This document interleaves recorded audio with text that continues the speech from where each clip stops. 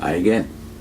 In John Stott's commentary on Acts, the Spirit, the Church, and the World, chapter 15, more about Ephesus, starting at chapter 20, verse 1.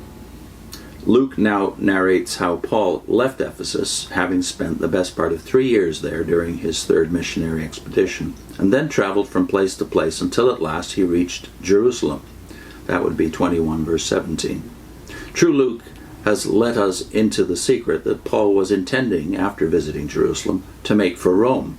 Nevertheless, it was Jerusalem which filled his vision at this stage. In fact, it is hard to resist the conclusion that Luke sees a parallel between Jesus' journey to Jerusalem, which is prominent in his first volume, that is, the Gospel of Luke, and Paul's journey to Jerusalem, which he describes in this second volume. Of course, the resemblance is far from being exact, and the mission of Jesus was unique. Yet the correspondence between the two journeys seems too close to be a coincidence. One, like Jesus, Paul traveled to Jerusalem with a group of his disciples. Two, like Jesus, he was opposed by hostile Jews who plotted against his life. Three, like Jesus, he made or received 3 successive predictions of his passion or sufferings, including his being handed over to the Gentiles. 4, like Jesus, he declared his readiness to lay down his life. And 5, like Jesus, he was determined to complete his ministry and not be deflected from it. 6, like Jesus, he expressed his abandonment to the will of God. Even if some of these details are not to be pressed, Luke surely intends his readers to envisage Paul as following in his master's footsteps when he steadfastly set his face to go to Jerusalem. That's a reference to Luke 9, verse 51. When the uproar had ended, this is in verse 1, and public order had been restored to the city of Ephesus, Paul sent for the disciples to come to him. Was he still in hiding? And after encouraging them, he said goodbye. I imagine that his encouragement took the form of an exhortation, similar to the one he would later give to their pastors in Miletus. He will have urged them to remain loyal to Christ in spite of continuing persecution, and to live a life worthy of their calling as God's new and holy people. Then he set out for Macedonia, intending to catch up with Timothy and Erastus, whom he had sent on ahead of him. Whether he went by sea or by road, he must have journeyed north, and his first main stop is likely to have been Troas. Here he had expected to preach the gospel of Christ, and indeed he found that the Lord had opened a door for him there.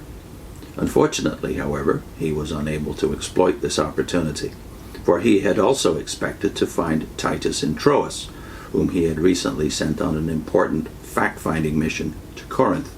But Titus was not there to meet him, and so, because he had no peace of mind, instead of staying to evangelize in Troas, he went on to Macedonia. It was later, probably in Philippi, that Paul's longed-for rendezvous with Titus took place, and his anxiety was transformed into joy. The good news Titus brought, along with other information, prompted Paul to write what we call his second letter to the Corinthians, which was actually his fourth. The subhead, Paul in northern and southern Greece. Paul now traveled through that area. He probably spent several months revisiting the Macedonian churches he had founded on his second missionary journey, namely Philippi, Thessalonica, and Berea. And Luke characterized his ministry to them as speaking many words of encouragement to the people. The word is paraklesis, the noun which is cognate with the verb parakaleo in verse 1. And it has a range of meanings from appeal and entreaty through exhortation and encouragement to comfort and consolation. It is a vital ministry in establishing Christian disciples, and the principal means of its exercise is literally much word. Nothing encourages and strengthens the people of God like the Word of God. It is likely also to have been during this period that Paul traveled further west along the Egnatian way than he had previously gone, reaching even Illyricum on the Adriatic coast north of Macedonia. After these Macedonian journeys, Paul finally arrived in Greece, Hellas being the popular name for Achaia. Here, almost certainly in Corinth, he stayed 3 months. much had happened in his relations with the Corinthian church since his first visit, which Luke has described.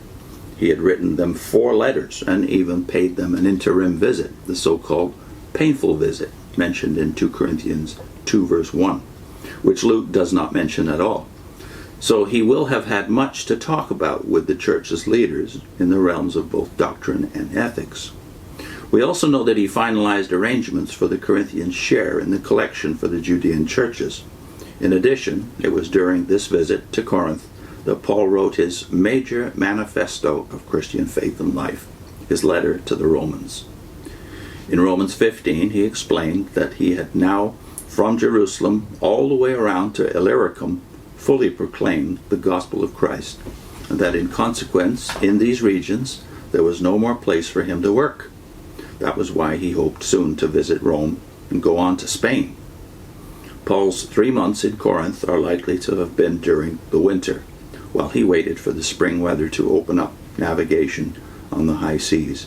His purpose was to sail for Syria direct, as he had done after his first visit back in chapter 18, verse 18. As he was about to embark, however, he heard that the Jews had made a plot against him.